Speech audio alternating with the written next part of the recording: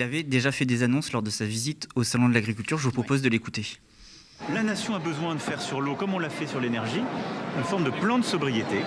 C'est-à-dire qu'on doit tous, nous citoyens, industriels, services, collectivités locales, agriculteurs, faire attention à cette ressource qui devient rare. C'est ce que je disais en fin d'été, c'est la fin de l'abondance. Et donc il faut qu'on aille vers des comportements de sobriété dans nos pratiques. Un plan de sobriété de l'eau. Mais du coup, Lisa Biloko, on se dit que face à ce constat que vous faites et que lui, visiblement, semble également faire, on entend beaucoup aussi le ministre de la Transition écologique en parler ces dernières semaines. Il y a une inquiétude quand même au sommet de l'État, en France en tout cas, sur cette question de l'eau. Les services de l'État semblent mobilisés. Du coup, on se dit il faut agir. Est-ce qu'il faut, comme le président de la République le dit, justement, un plan de l'eau de cette façon ? Il faut sûrement faire quelque chose et se coordonner pour faire quelque chose, mais on entend dans son discours, là, il a dit la même chose en fait, il dit il faut tous qu'on contribue, on a tous des économies à faire, des efforts à faire. C'est pas du tout... c'est vrai.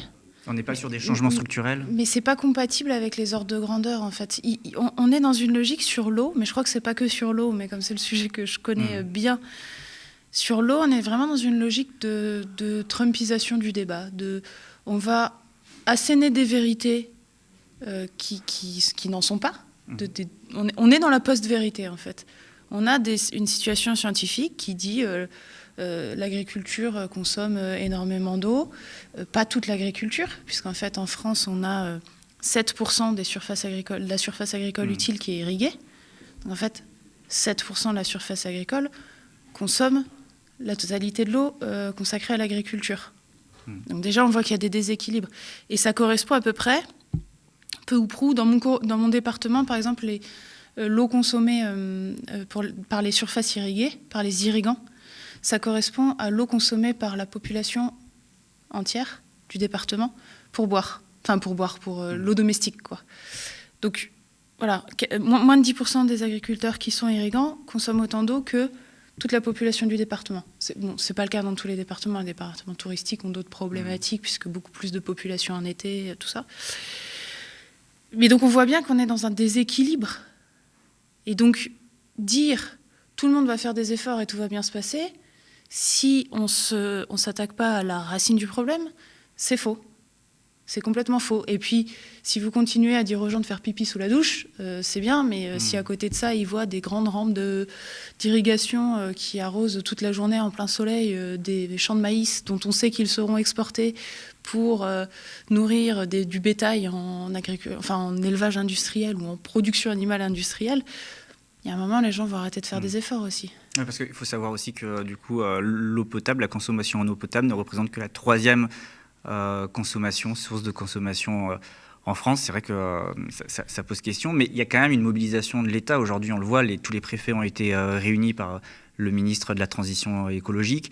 Il y a une inquiétude très forte. On a l'impression que pour une fois, le gouvernement semble un peu prendre la mesure de la crise. Ils sont bien obligés de prendre la mesure de la crise. Moi, je crains vraiment les propositions qu'ils vont faire. Et c'est le cas avec les méga-bassines, enfin les réserves de substitution, les retenues de substitution. On sait que ça ne peut pas fonctionner comme solution d'adaptation. Peut-être que ça a fonctionné il y a 15 ans. D'ailleurs, on dit dans le département de la Vendée qu'il y a des retenues, des réserves de substitution depuis de nombreuses années, ça fonctionne. Mais aujourd'hui, on sait que ça ne peut pas fonctionner. On sait qu'en Espagne, où cette solution a été très largement développée, ça a accéléré la désertification. On sait qu'au Chili, qui est vraiment le cas extrême où toute l'eau est privée, dans la Constitution, l'eau est privée au Chili, donc c'est vraiment le cas le plus extrême dans le monde, on sait que les fleuves, les rivières sont vides, et on voit des méga-bassines, mais les unes sur les autres, qui sont bien plus énormes que celles qu'on veut faire, pour arroser des cultures d'avocats qui vont être envoyées dans d'autres pays, parce que c'est même pas ce qu'ils consomment là-bas. Donc ça, c'est des cas extrêmes. Mais est-ce que c'est vers ça qu'on veut aller ? Je ne crois pas. Et en fait, si on n'opère pas une transition de notre agriculture, on aura beau mettre toutes les solutions techniques et technologiques du monde pour essayer En fait, l'agriculture, c'est l'enjeu majeur. C'est ce que pour moi, c'est l'enjeu majeur. C'est l'enjeu majeur. Il y a un enjeu industriel, il y a peut-être la question des centrales nucléaires. Et vous avez qui est la vu qu'il y a- deuxième source de consommation en eau en France. En France, ouais. Il y a hier ou avant-hier un rapport de la Cour des comptes qui est sorti justement à ce sujet sur la consommation d'eau des centrales nucléaires. Et il y a plusieurs alertes qui disent, bon, attention, c'est une consommation qui est importante. Si on multiplie, qu'on fait 14 nouveaux réacteurs, ça va commencer à devenir très significatif. Et il faut bien préciser qu'on parle bien de la consommation, pas des prélèvements en eau, parce qu'il y a les prélèvements. Oui. Et en fait, parce qu'une partie est relâchée, mais... voilà, c'est ça, la consommation, c'est ce qui est évaporé. C'est pour ça que l'agriculture est le premier consommateur, parce que l'eau est consommée par évapotranspiration des plantes. Donc elle est consommée vraiment par les plantes. L'eau qu'on utilise pour boire, pour se laver, etc., elle est relâchée dans le milieu. Alors elle est relâchée polluée, des fois, avec des médicaments, des choses comme ça. Mais il y a une très faible consommation par rapport au prélèvement. Les mégabassines sont présentées comme des solutions d'adaptation.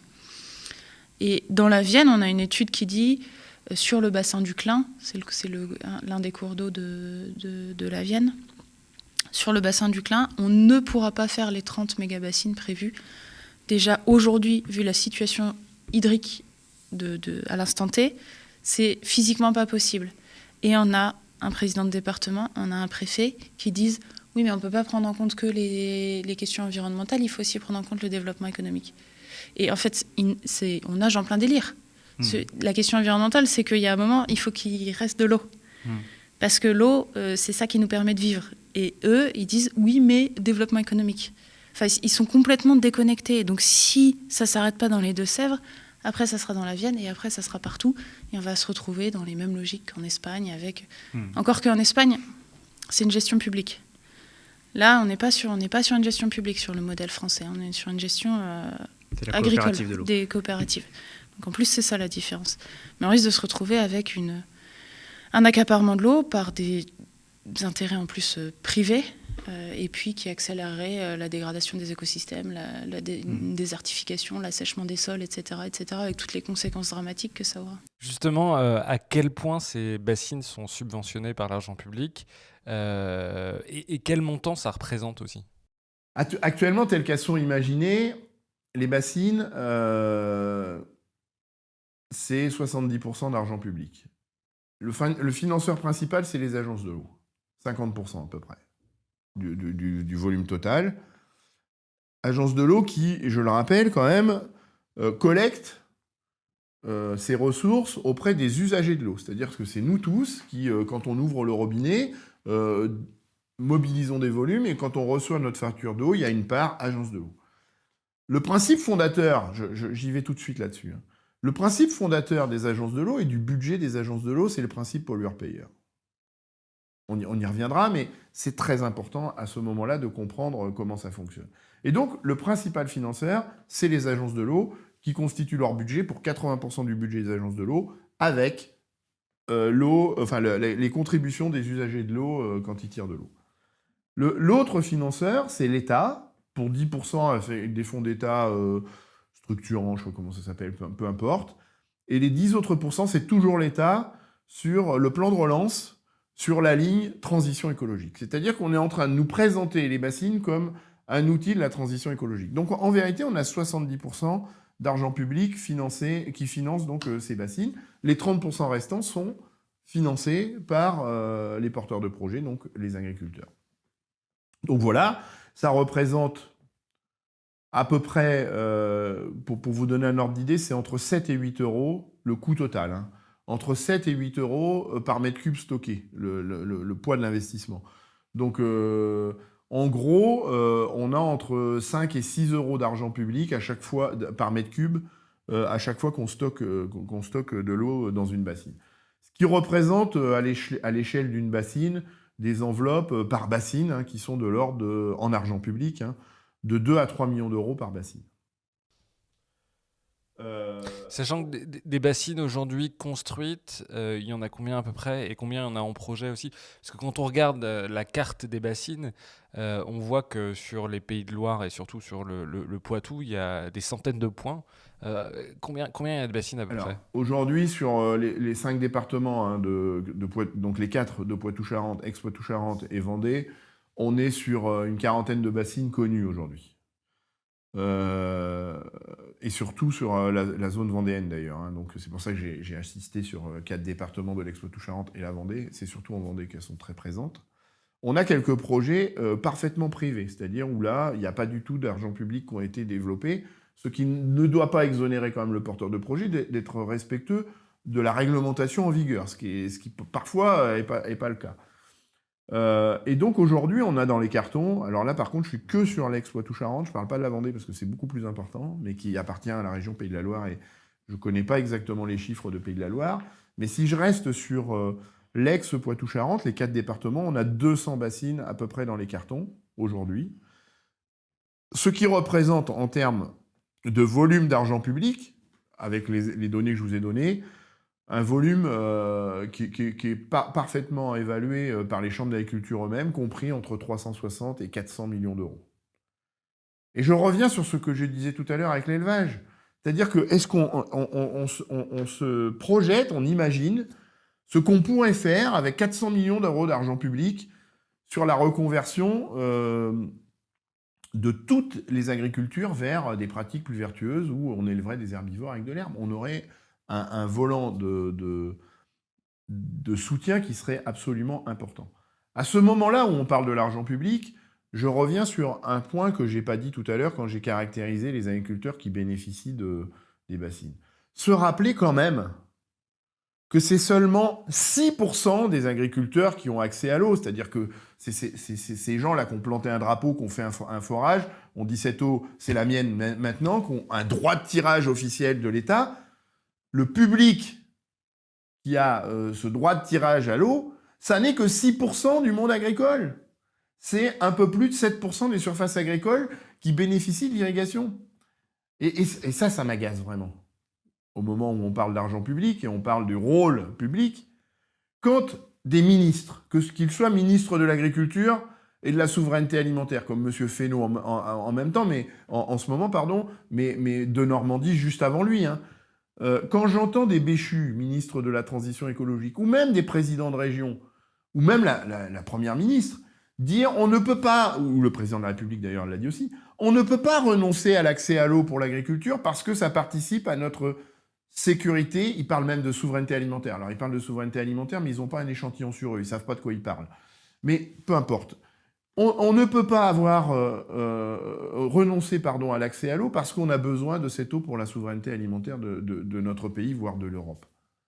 Mais quel mépris, quelle injure, quelle insulte pour les 94% d'agriculteurs qui, à côté de ces 6%, n'ont pas accès à l'eau et continuent pourtant, avec des pratiques souvent créatives, souvent imaginatives, d'essayer dans ce contexte de changement climatique, rester des agriculteurs performants qui essaient de trouver des solutions pour avoir accès à l'eau. C'est même pire que ça. C'est que ces 94% d'agriculteurs vont probablement souffrir de l'accaparement de l'eau de cette minorité qui ne représente que 6% des agriculteurs. Je prends un exemple très simple. Dans le Marais, historiquement, ce qui délimitait les parcelles des éleveurs, qui continuent de mettre des herbivores à l'herbe, c'était les fossés qui, comme leur nom l'indique, recevaient de l'eau et c'était les barrages naturels, c'est-à-dire qu'il n'y avait pas de clôture dans le Marais. C'était l'eau dans les fossés qui retenait les animaux d'un côté ou de l'autre du fossé.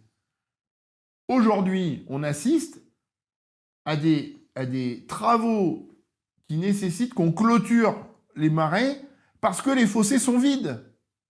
Et ce n'est pas ceux qui bénéficient de l'argent public des bassines qui sont responsables de la dégradation de la ressource en eau et donc de la disparition de ces barrières naturelles qui évitaient qu'on clôture dans le marais, qui vont payer l'investissement dans les clôtures. Ça peut paraître anecdotique, mais non seulement il n'y a que 6% des agriculteurs qui ont accès à l'eau, mais l'accès à l'eau qu'on donne à ces 6% d'agriculteurs va probablement pénaliser les 94% d'agriculteurs qui ne bénéficient pas d'argent public, qui ne bénéficient pas d'accès à l'eau et qui pourtant sont dans la recherche de façon très créative et ingénieuse de solutions pour faire avancer l'agriculture dans ce contexte de changement climatique.